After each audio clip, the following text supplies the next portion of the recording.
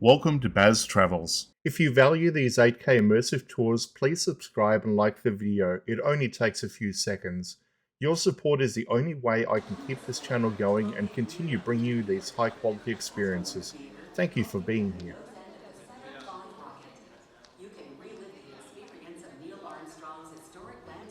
The Apollo Saturn V Center is a premier facility at the Kennedy Space Center dedicated to the history and achievements of the Apollo program.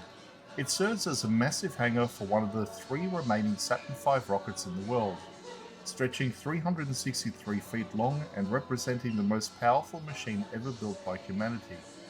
Beyond the rocket itself, the center preserves the authentic lunar modules, command capsules, and the actual firing room consoles that monitored the historic Apollo 11 liftoff. This facility stands as a monument to the thousands of people who made the moon landings possible and continue to inspire the future generations of explorers. Now let's enjoy and look around. On behalf of NASA and Kennedy Space Center, welcome to the Apollo Saturn V Center. Our presentation will begin in a few short moments.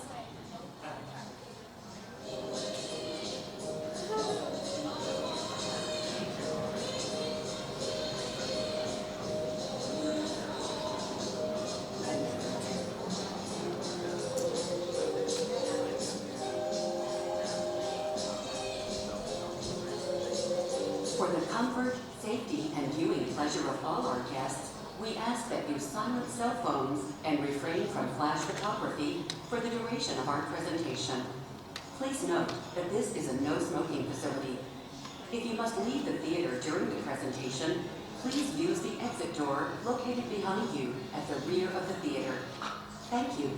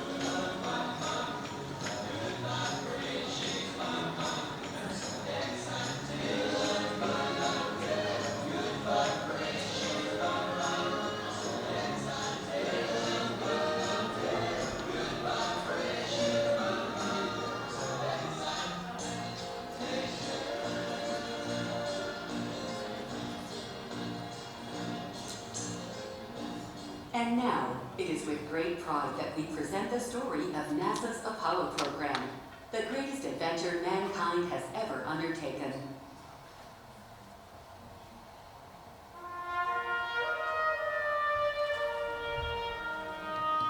When I was a kid, I used to dream about flying through space. Every week on TV, I'd watch my heroes jump into their rocket ships and took to the stars, and I wanted to be like them. They had courage, imagination, and no problem ever stood in their way for long. But in the end, when we actually did send men into space, it turned out that those were exactly the qualities it took. I'm John Hudson. This is Pad 39 at the Kennedy Space Center. I was a launch controller here when from this very spot, man took off to fly to the moon. It was a journey that began 12 years before that rocket ever left the ground. And it started on the other side of the world. Back then, we were one of two superpowers that always seemed to be on the edge of a terrible war. In 1957, the Soviet Union launched the first ever man-made satellite into Earth orbit. They called it Sputnik, which means traveling companion. And in a world where peace held in a delicate balance, it seemed to prove a dangerous advantage. Every ham radio operator in America could hear it beating. People were afraid. Were the Soviets looking down on us? Watching us? If they could make a satellite pass over our cities, could they do the same with a bomb?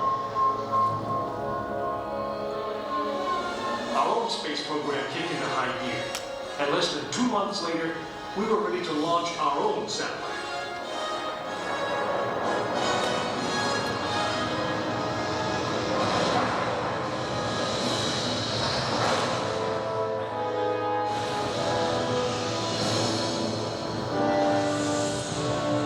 It was being called the space race, and we were running a distant second.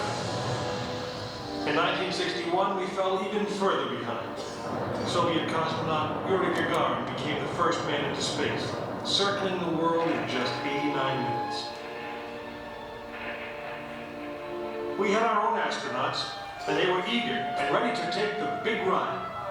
But our manned space program couldn't seem to get off the ground. We stuck with it, and on May 5th, 1961, things finally started going right. Astronaut Alan Shepard took his ship Freedom 7 6.5 miles into space. America had its first space hero. Just a few days later, our space program received a new challenge. But this one did not come from the Soviet Union. It came from our young president.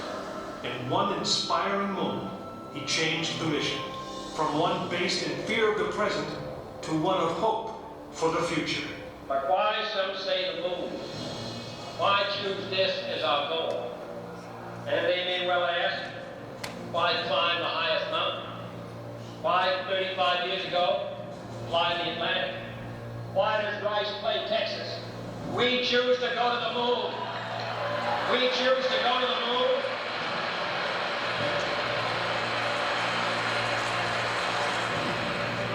We choose to go to the moon in this decade and do the other things, not because they are easy, but because they are hard.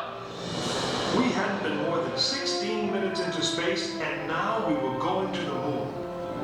We would have to design a rocket the size of a 36-story office building, put it together with the precision of a microscope, and accelerate it to the speed of a bullet. Then we would have to guide it to a moving target 250,000 miles away. Many people thought it was an impossible dream, but 400,000 of us set about making that dream a reality. It would be the longest, most hazardous voyage that any man had dared to attempt. But step by step, mission by mission, we orbited the Earth, perfecting the skills and technologies we would need on this incredible journey. Our astronauts practiced maneuvering, docking, and the 1,000 other tasks that would comprise the moon mission. We created new alloys, lighter and stronger than anything seen before. We designed communication systems that would be reliable over the vast distances. And behind it all, we tried to perfect the rocket that would be powerful enough to punch out of Earth orbit and take us to the moon.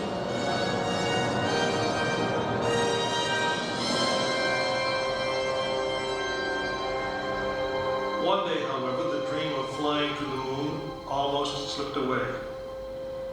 It was January 27th, 1967. Astronauts Virgil Gus Grissom, Edward White, and Roger Chaffee were on board Apollo 1 for a plugs-out test, a full-scale dress rehearsal for the actual launch. Suddenly it happened. There was a fire in the capsule. 3 men whose lives had been in our hands were lost. Surely the opening vistas of space promise high costs and hardships, as well as high reward. But this country of the United States was not built by those who waited and rested and wished to look behind them. After Apollo 1, some thought we'd failed, and that the moon was out of our reach. But we owed it to those men to learn from their sacrifice and to carry on. We started taking the Apollo vehicle apart, piece by piece. Was the design flawed? Had safety been compromised? Tough questions. And we spent 1.5 years redesigning the spacecraft so that no astronaut's life would ever be at risk because we overlooked something, or because we could have done something better. A moon rocket is 91% high explosive, and it goes into the most unforgiving, hazardous environment there is. We could never make it risk-free, and the men who flew them knew that. We didn't send men into space again until Apollo 7 orbited the Earth testing some of the new designs. When everything worked perfectly, the decision was made. The next mission would travel to the moon. It was mankind's destiny to leave the shores of our planet behind and strike out across the vast ocean of space. In the great span of our history, now is the time that we could. Now is the time that we would. We stood on the eve of the longest, most dangerous journey that any man had ever undertaken. And it would be taken by Frank Borman, James Lovell, and William Anders, the crew of Apollo 8. Through those doors you will find the firing room, launch control, just as it was on December 21st, 1968. Please gather all of your belongings. Simulation terminated. Please comment, like and subscribe.